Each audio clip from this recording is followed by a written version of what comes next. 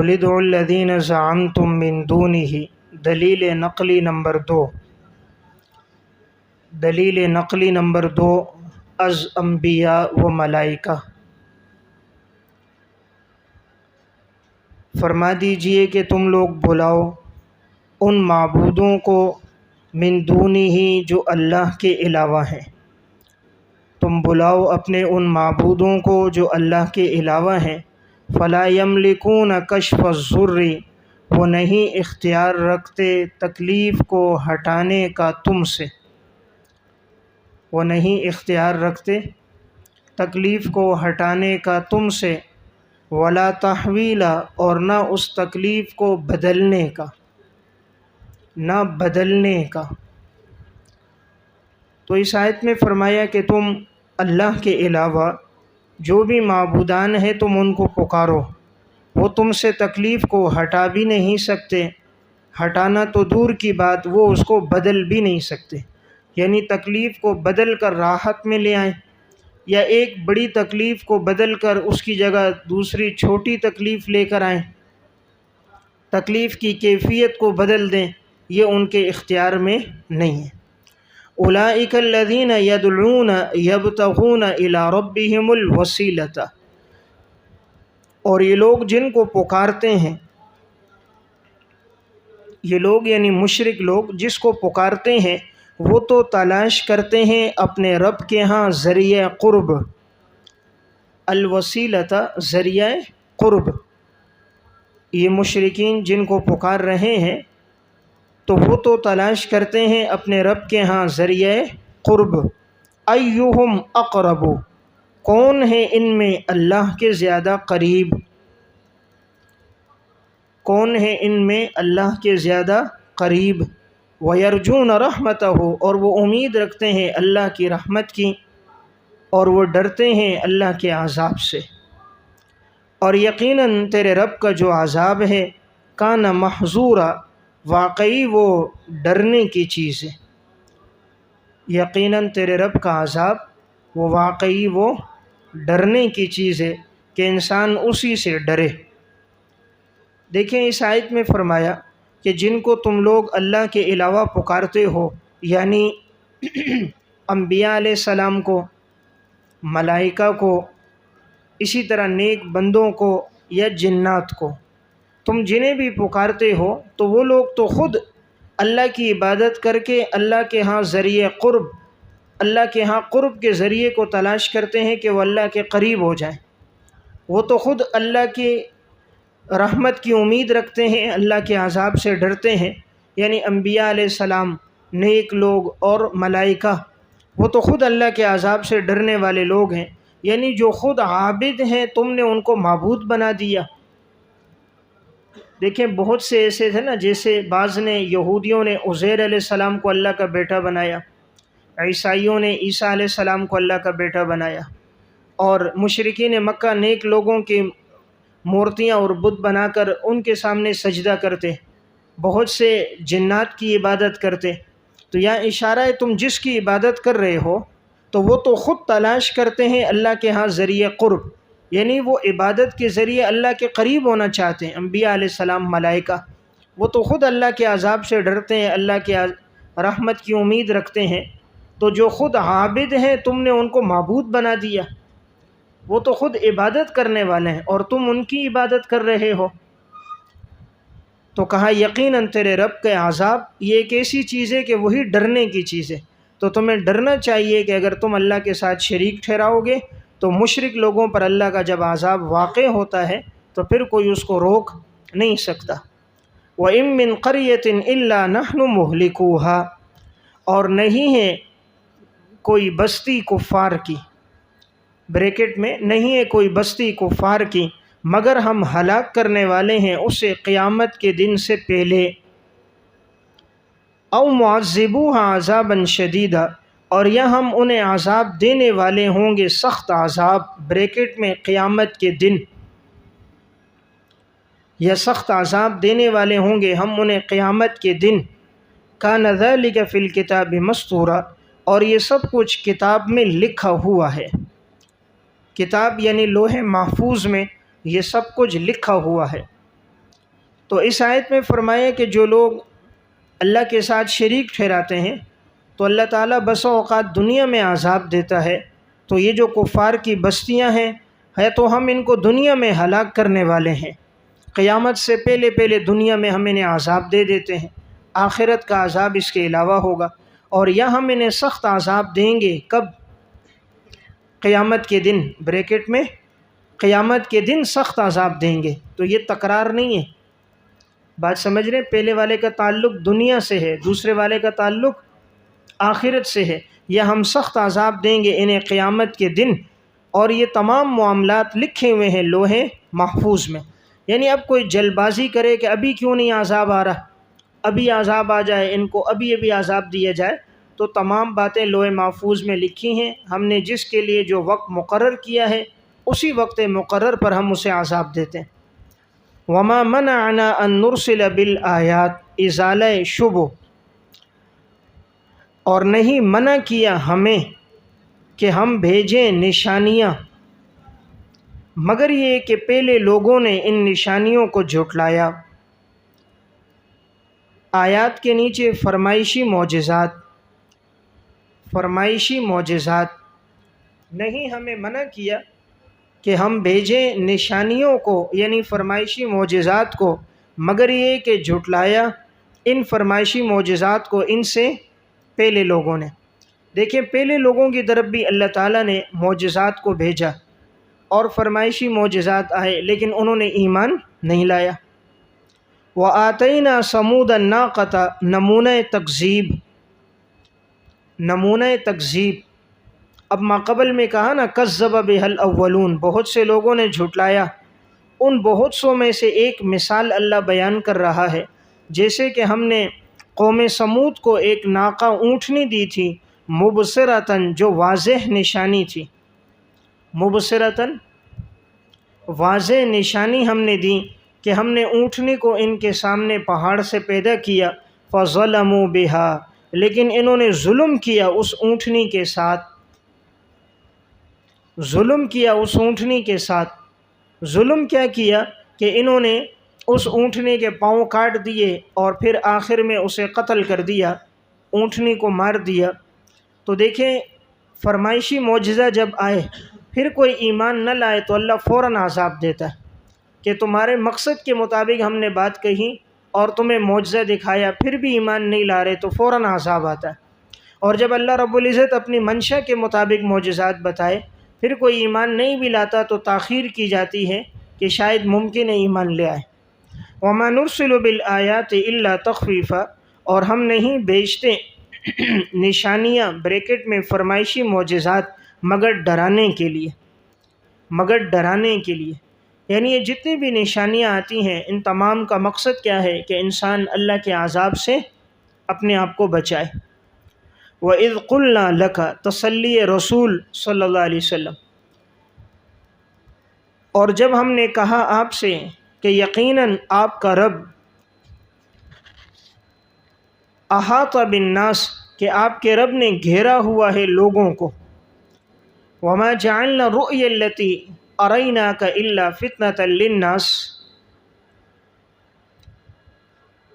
اور ہم نے نہیں کیا اس دیکھنے کو جو ہم نے دکھایا آپ کو مگر لوگوں کے لیے آزمائش، مگر لوگوں کے لیے آزمائش۔ ہم نے نہیں کیا اس کو جو ہم نے آپ کو دکھایا مگر اس کو ہم نے لوگوں کے لیے آزمائش کا ذریعہ بنایا۔ وَالشَّجَرَةَ الْمَلْعُونَةَ فِي الْقُرْآنِ، اور اسی طرح وہ درخت جس کی قرآن کریم میں جس پر لعنت کی گئی ہے،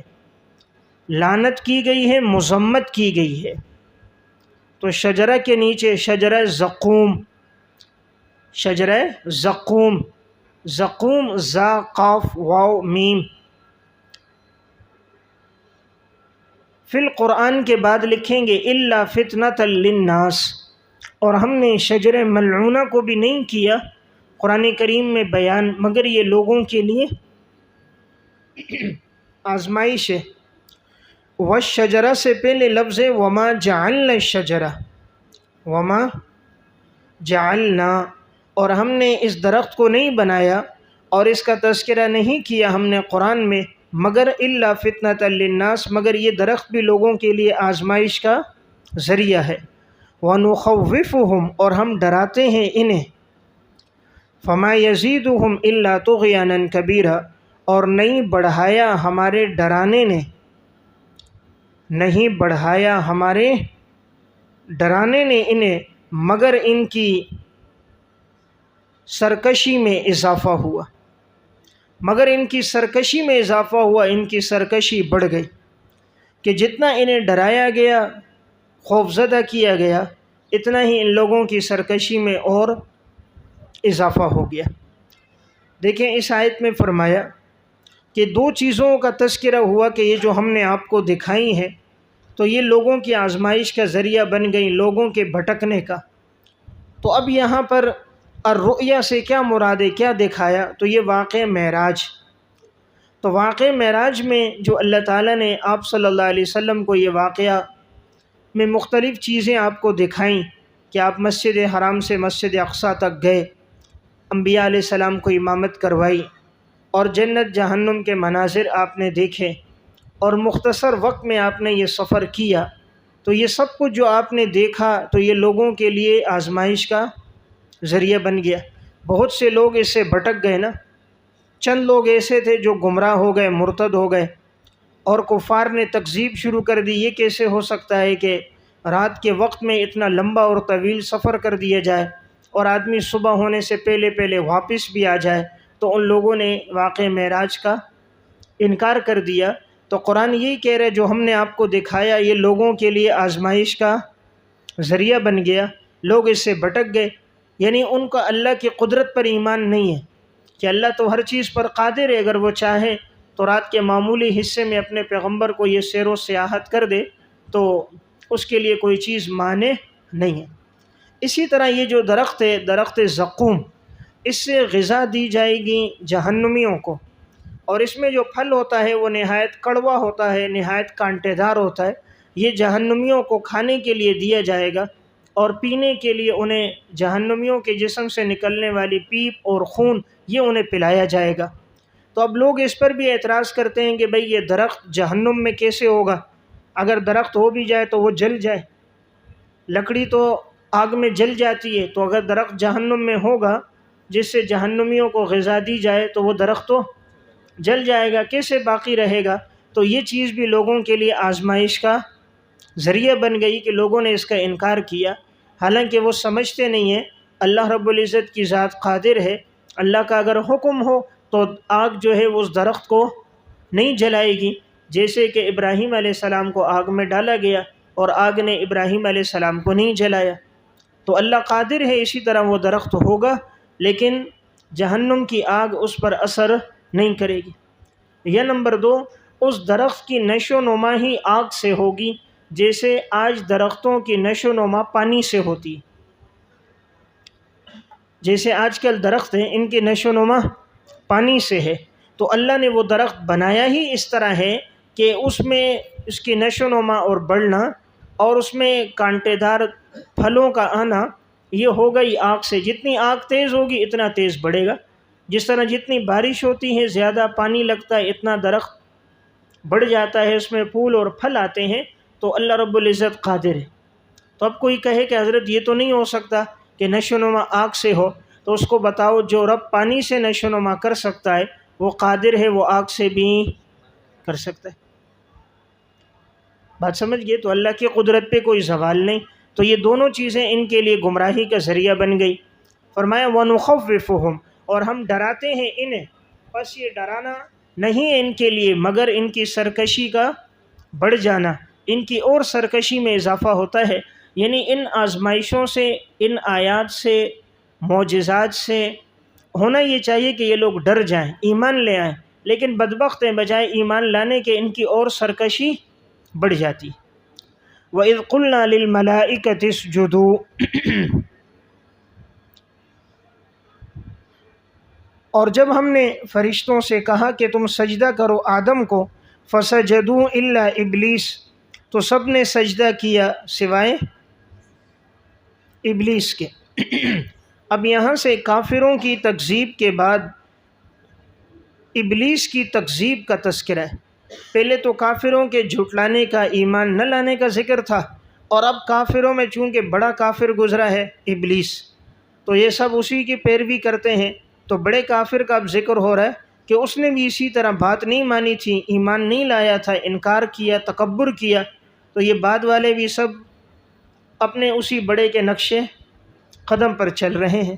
تو جب ہم نے کہا فرشتوں سے سجدہ کرو، حضرت آدم کو سب نے کیا سوائے ابلیس کے، قال ااسجد لمن خلقت طینا، کیا میں سجدہ کروں اس کو جس کو آپ نے پیدا کیا مٹی سے؟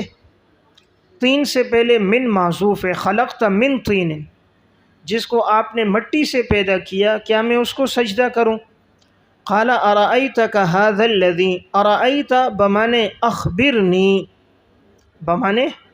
اخبرنی، قال کا فاعل ابلیس ہے۔ ابلیس نے کہا کہ آپ بتائیے مجھے وہ شخص کے جس کو آپ نے عزت دی میرے اوپر، کرمت علیہ، جس کو آپ نے عزت دی میرے اوپر، یعنی حضرت آدم علیہ السلام کو آپ نے عزت دی میرے اوپر، لئن اخرتنی الی یوم القیامہ، اگر آپ مجھے مہلت دو گے قیامت کے دن تک، لأحتنکن ذریتہ، تو میں ضرور بے ضرور جڑ سے اکھیڑ دوں گا اس کی اولاد کو،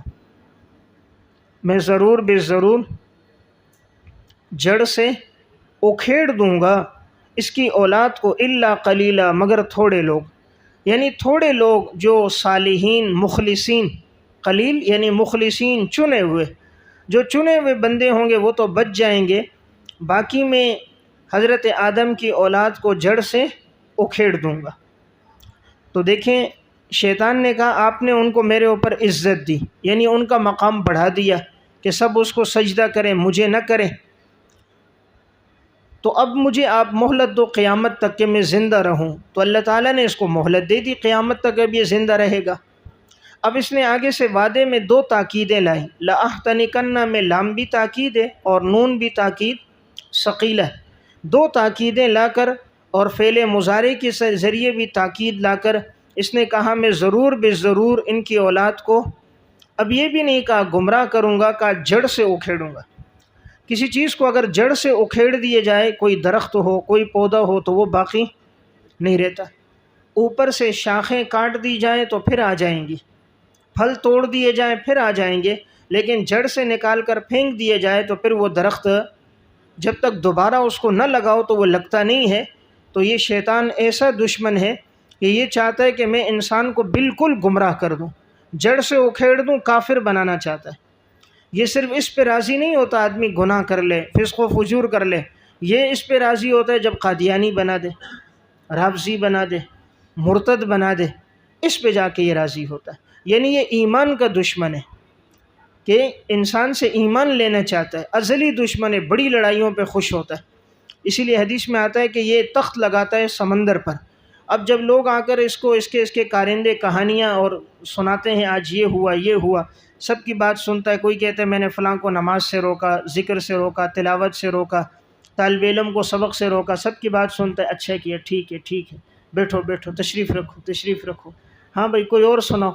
اب جو کوئی آگے کا کھڑا ہوتا ہے، حضرت میں نے تو یہ کیا کہ یہاں تک کہ میاں بیوی کے درمیان میں جھگڑا کروایا اور نوبت طلاق تک پہنچ گئی اور شوہر نے اپنی بیوی کو طلاق دے دی۔ اب حدیث میں آتا ہے یہ اتنا خوش ہوتا ہے، یہ تخت سے اترتا ہے اور اس کو گلے لگاتا ہے اور اس کے ساتھ چمٹ جاتا ہے اور کہتا ہے اصل کام تو نے کیا، کیونکہ دونوں گھرانوں میں نفرت ہو گئی نا، جب طلاق ہو جائے گی تو دونوں خاندانوں میں نفرت ہو جائے گی، دونوں گھر اجڑ جائیں گے، بچوں کی تربیت نہیں ہوگی، بچے بگڑ جائیں گے، اور اب یہ عورت ہے، اس کا کہیں رشتہ ہو نہ ہو، اس کی زندگی بھی برباد، شوہر کی زندگی کا سکون بھی ختم، تو اس کام پہ یہ زیادہ خوش ہوتا ہے۔ یعنی یہ چاہتا ہے نقصان متعدی ہو، لازم نقصان نہ ہو۔ ایک آدمی نماز نہیں پڑھ رہا، اپنا نقصان کرتا ہے تو یہ اس پر اتنا خوش نہیں ہوتا، یہ کہتا ہے شر زیادہ ہونا چاہیے، شر کیا ہو؟ زیادہ ہو،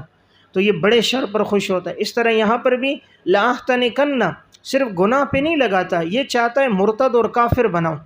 جڑ سے اس کو اکھیڑ دوں، الا قلیلا، مگر تھوڑے آدمی مجھ سے بچیں گے۔ وہ تھوڑے کون ہیں؟ جن کو اللہ نے چن لیا، جیسے آگے آئے گا نا، ان عبادی لیس لک علیہم سلطان، میرے بندوں پر تیرا کوئی بس نہیں چلے گا۔ جو اللہ کے چنے ہوئے نیکوکار مخلصین عبادت گزار بندے ہیں اس پر شیطان کا داؤ نہیں چلتا۔ قال اذهب فمن تبعك، یہ جو لأحتنکن صیغہ ہے، لکھیں باب افتعال سے فعل مضارع صیغہ واحد متکلم ہے، باب افتعال سے فعل مضارع صیغہ واحد متکلم ہے۔ قال اذهب فمن تبعك، قال کا فاعل لفظ اللہ ہے، اللہ رب العزت نے فرمایا جا، دور ہو جا، پر جو بھی تیری پیروی کرے گا ان میں سے یقیناً جہنم ان کا بدلہ ہوگا، جزاء موفورا، پورا پورا بدلہ۔ دور ہو جا، یہاں سے دفع ہو جا، اور یقیناً جو بھی پیروی کرے گا لوگوں میں سے تیری تو اس کا بدلہ جہنم ہوگا، اور یہ بدلہ ہوگا پورا پورا، یعنی ہم مکمل اس کو سزا دیں گے، اور یہ سزا کسی عام آگ کے ذریعے نہیں، جہنم کی آگ کے ذریعے سے دیں گے۔ وَاسْتَفْزِزْ مَنِ اسْتَطَعْتَ، اور تو بہکا جس کی تو طاقت رکھتا ہے ان میں سے، بِصَوْتِكَ، اپنی آواز کے ساتھ، اپنی آواز کے ساتھ تو لوگوں کو بہکا، گمراہ کر، بھٹکا۔ آواز کے نیچے گانے کی آواز یا وسوسہ اور یا جھگڑے کی آواز، کہ تو آوازوں کے ساتھ، گانے کی آواز ہے، وسوسہ ہے، جھگڑے ہیں، ان کے ذریعے تو گمراہ کر۔ وَأَجْلِبْ عَلَيْهِمْ بِخَيْلِكَ، اور تو کھینچ لا ان پر اپنے سوار، تو کھینچ لا ان پر اپنے سوار۔ وَرَجِلِكَ، اور اپنے پیادہ، پیادہ پیدل چلنے والے، اور اپنے پیدل چلنے والوں کو بھی لا۔ وَشَارِكْهُمْ فِي الْأَمْوَالِ وَالْأَوْلَادِ، تو شریک ہو جا ان کے مالوں میں اور ان کی اولادوں میں، مالوں میں اور اولادوں میں۔ اور اسی طرح وَعِدْهُمْ، اور تو ان کے ساتھ وعدے کر، بریکٹ میں جھوٹے، اور وعدے کر تو ان کے ساتھ جھوٹے۔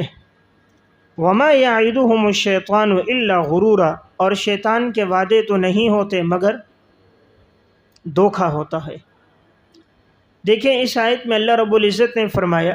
تو جس طرح گمراہ کرنا چاہتا ہے گمراہ کر لے، تجھے پورا اختیار ہے، اور تو جتنی طاقت رکھتا ہے لوگوں کو گمراہ کرنے کی، بہکا۔ اب گمراہ تو یہ تو کرے گا اپنی آواز کے ساتھ،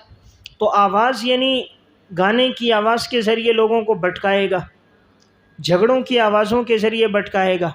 یہ لوگوں کے دلوں میں وسوسے ڈالے گا، جو دل کا خیال اور آواز ہوتی ہے، دل میں جو بات آ رہی ہوتی ہے، اس طرح خواہشات، نفسانیات کے ذریعے تو لوگوں کو گمراہ کرے گا، وہ بھی کر۔ وَأَجْلِبْ، اور تو کھینچ لا، اور تو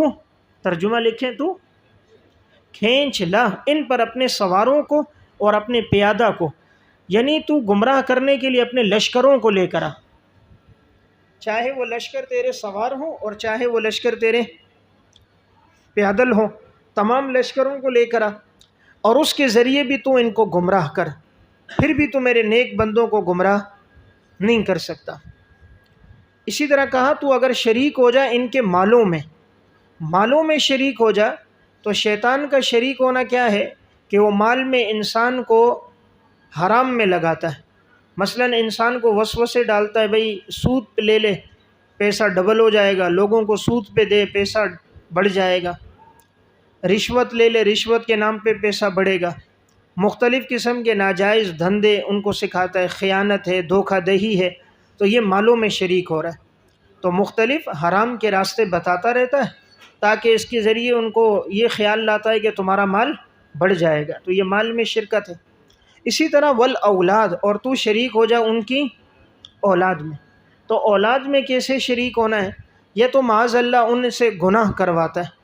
اب یہ تو زنا کرواتا ہے، زنا سے جو بچے پیدا ہوتے ہیں تو یہ اس میں شریک ہو گیا، گویا وہ حرام سے پیدا ہوئے۔ اور اسی طرح معاذ اللہ یہ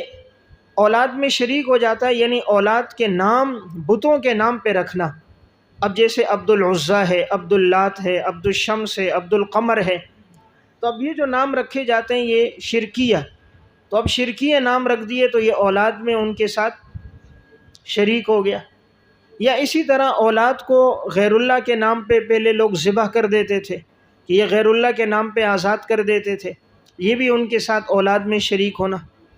اور یا اسی طرح اولاد کو ناجائز تعلیم دینا، یعنی خلاف شرع کام ان کو سکھانا، دین کی تعلیم سے دور رکھنا، وحی کی تعلیمات سے انہیں آگاہ نہ کرنا، یہ بھی گویا یہ اولاد کے ساتھ شریک ہو گیا ان میں، اور ان کی اولادوں کو اس نے دین سے دور کر دیا۔ اسی طرح اولادوں کو حرام کھلانا، تو جب وہ حرام آدمی کھلاتا ہے تو وہ اولاد نیک نہیں ہوتی، فرما بردار نہیں ہوتی، تو اب یہ گویا ان کی اولاد کے ساتھ شریک ہو گیا کہ اس شخص نے جب حرام کھلایا تو اب اس کی اولاد اس کے نقش قدم پہ چلے گی، وہ دین کے راستے پہ نہیں آئے گی۔ اور اسی طرح یہ وعدے دیتا ہے لوگوں کو جھوٹے وعدے دیتا ہے، تسلیاں دیتا ہے، یہ کام کرو گے اتنا نفع ہوگا، دھوکہ دو گے اتنا پیسہ ہوگا، لوگوں کا مال کھینچو گے اس طرح نفع ہوگا، تو یہ نت نئے دھوکے کے نئے طریقے سکھاتا رہتا ہے، مختلف وعدے کرتا ہے، اور شیطان کا تو وعدہ ہوتا ہی دھوکہ ہے۔ تو خلاصہ یہ ہوا کہ اس آیت میں اللہ رب العزت نے فرمایا کہ تو اپنی پوری طاقت استعمال کر، پورے لشکروں کو لے کر آ، مال اور اولاد میں بھی شریک ہو جا، ہر قسم کے دھوکہ دے تو کوشش کر لے، لیکن پھر بھی ان عبادی لیس لک علیہم سلطان، یقیناً جو میرے بندے ہیں نہیں ہوگا تیرا ان پر کوئی غلبہ، میرے بندوں پر، نیچے چنے ہوئے بندے جو اللہ کے چنے ہوئے مخلصین بندے ہیں، اس پر تیرا کوئی غلبہ نہیں ہوگا، اور یقیناً تیرا رب کافی ہے کارساز، یعنی اللہ تعالیٰ بطور کارساز کے کافی ہے، اللہ ان کی حفاظت کرے گا، اور تیرا شر ان پر نہیں چلے گا، وہ تیرے وسوسوں میں نہیں آئیں گے، اللہ ان کی حفاظت کرے گا۔ اب اللہ رب العزت کی طاقت کتنی ہے کہ اللہ اپنے اس بندے کی حفاظت کرے گا، وہ تیرے شر سے بچے گا، تو تیرا رب تو اتنا طاقتور ہے کہ سمندر کی موجوں میں وہ کشتیوں کو وہی چلاتا ہے اور اسی کے ذریعے وہی رزق دیتا ہے۔ تو ربکم الذی یزجی لکم الفلک، دلیل عقلی نمبر 5، تمہارا رب وہ ہے جو چلاتا ہے تمہارے لیے کشتیوں کو سمندر میں، لتبتغوا من فضلہ، تاکہ تم تلاش کرو اللہ کے فضل کو، انہ کان بکم رحیما، یقیناً وہ اللہ تمہارے اوپر نہایت رحم کرنے والا ہے، نہایت رحم کرنے والا ہے۔ دیکھیں اس آیت میں فرمایا کہ اللہ وہ ہے کہ تم دریاؤں میں اپنی کشتیاں چلاتے ہو۔ اب سمندر کی موجیں پہاڑوں کی مانند ہوتی ہیں، اللہ ان موجوں کو روکتا ہے اور سمندر کی مخلوقات سے تمہاری حفاظت کرتا ہے، اور اللہ پھر اس میں تمہیں رزق دیتا ہے، مچھلیوں کی صورت میں، جواہرات کی صورت میں اللہ رزق دیتا ہے، تو یقیناً تیرا رب بندے پہ بڑا رحم کرنے والا ہے، یعنی فوراً سزا نہیں دیتا۔ یہاں جو لفظ ہے لتبتغوا، یہ باب افتعال سے فعل مضارع معروف ہے، باب افتعال سے فعل مضارع معروف ہے، اور صیغہ جمع مذکر حاضر ہے، صیغہ جمع مذکر حاضر ہے، اور یہ جو لام تعلیل ہے اس کی وجہ سے نون جمع گر گیا، اصل میں تبتغون تھا، تو لام تعلیل کی وجہ سے نون جمع گر گیا۔ وَإِذَا مَسَّكُمُ الضُّرُّ، شکوہ، اور جب پہنچتی ہے کوئی تکلیف تمہیں سمندر میں، ظَلَّ مَن تَدْعُونَ إِلَّا إِيَّاهُ، گم ہو جاتے ہیں جنہیں تم پکارتے تھے،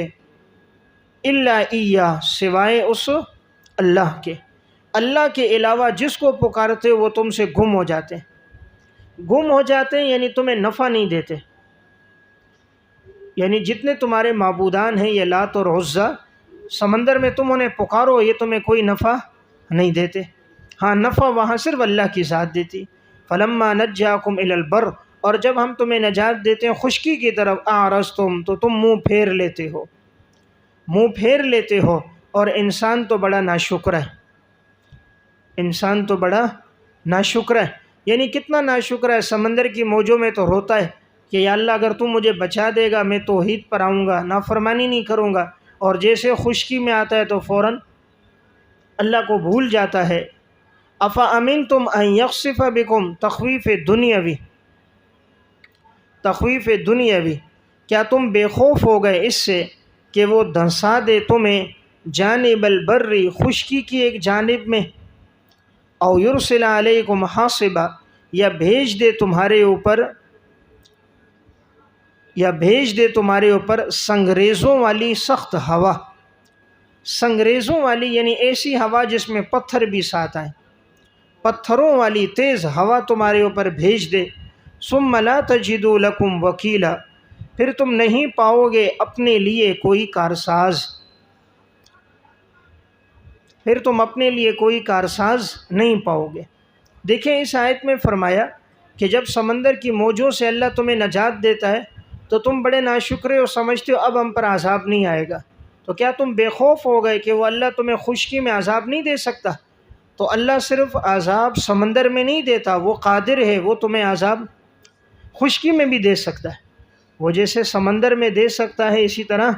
خشکی میں بھی تمہیں عذاب دے سکتا ہے، تو کیا تم بے خوف ہو گئے ان یخسف بکم کہ وہ تمہیں دھنسا دے خشکی کے ایک جانب میں؟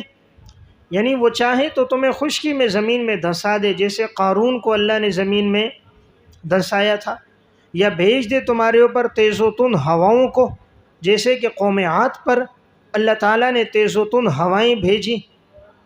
یا پتھروں کی بارش کر دے جیسے اللہ نے قوم لوط پر پتھروں کی بارش کی، پھر تم نہیں پاؤ گے کوئی کارساز، کوئی مدد کرنے والا، اللہ کے مقابلے میں تمہاری کوئی مدد نہیں کر سکے گا۔ ام امنتم ان یعیدکم، کیا تم بے خوف ہو گئے اس بات سے کہ وہ لوٹا دے تمہیں فی ہی اسی سمندر میں تارتن اخرى دوسری مرتبہ بھی فیرسل علیکم قاصفا من الریح، اور وہ بھیجے تمہارے اوپر ہوا کا سخت طوفان، قاصفا من الریح ہوا کا سخت طوفان بھیجے تمہارے اوپر، بریکٹ میں یعنی ایسی تیز ہوا جو ہر چیز کو توڑ دینے والی ہو، یعنی ایسی تیز ہوا جو ہر چیز کو توڑ دینے والی ہو، فَيُغْرِقَكُمْ بِمَا كَفَرْتُمْ، پس وہ غرق کر دے تمہیں بسبب اس کے کہ تم نے کفر کیا، ثُمَّ لَا تَجِدُوا لَكُمْ عَلَيْنَا بِهِ تَبِيعًا، پھر تم نہیں پاؤ گے اپنے لیے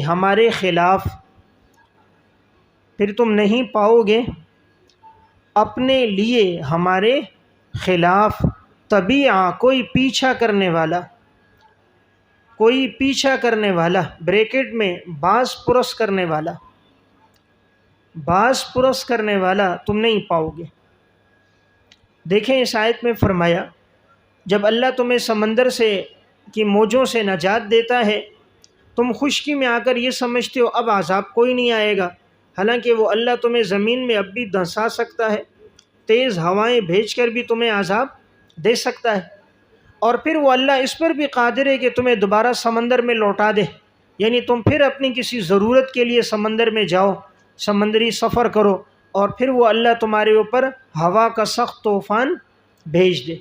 قاصف ایسی ہوا کو کہتے ہیں جو ہر چیز کو توڑ دے، یعنی ایسی تیز و تند ہوا جس کے اندر ہر چیز ٹوٹ جائے اور ایک آندھی چلے، طوفان آ جائے، پس وہ تمہیں غرق کر دے، اور وہ اگر غرق کرے گا بھی تو وہ ظالم نہیں ہے، باسببیہ ہے، بسبب تمہارے کفر کے۔ اگر وہ تمہیں غرق بھی کرے گا تو وجہ تمہارا کفر ہوگا، پھر تم لوگ نہیں پاؤ گے تم لوگ اپنے لیے ہمارے خلاف کوئی پیچھا کرنے والا، یعنی ہم سے کوئی باز پرس نہیں کر سکتا کہ اللہ سے کوئی پوچھے آپ نے فلاں کو کیوں غرق کیا، اللہ سے کوئی پوچھے آپ نے فلاں کو کیوں عذاب دیا، تو کوئی ایسا نہیں ہے جو اللہ سے باز پرس کرنے والا ہو، پوچھنے والا ہو۔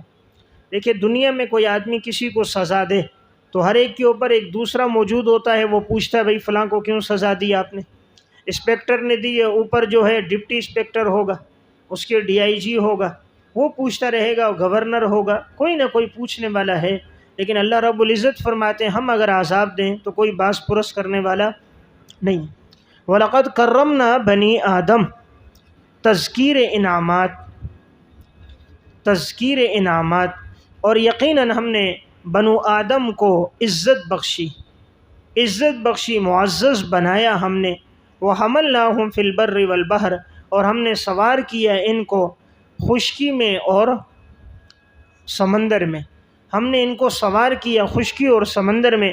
اور ہم نے ان کو رزق دیا پاکیزہ چیزوں میں سے۔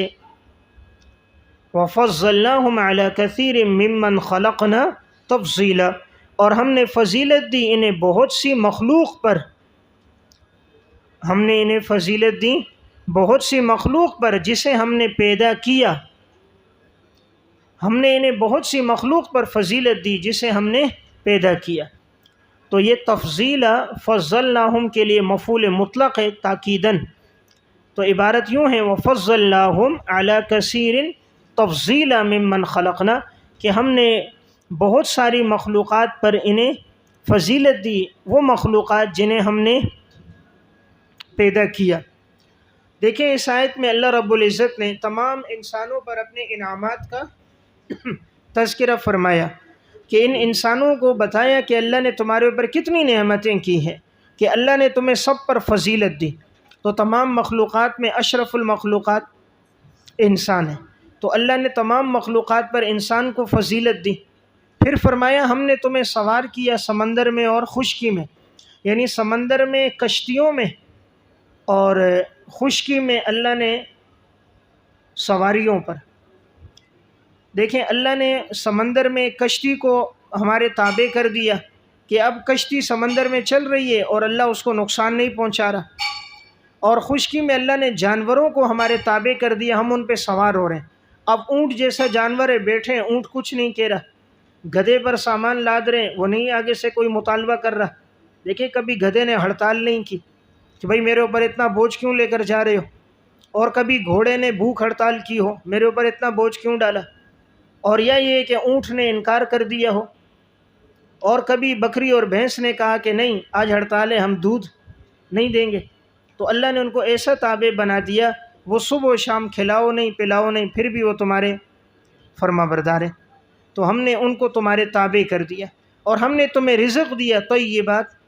پاکیزہ، ہر قسم کا پاکیزہ رزق دیا اللہ نے اپنی نعمتیں۔ زمین سے اللہ نے مختلف قسم کے اناج کو، پھلوں کو، سبزیوں کو اللہ نے اگایا، اور پھر ان سبزیوں کو اگانے کے لیے سمندر سے پانی برسایا۔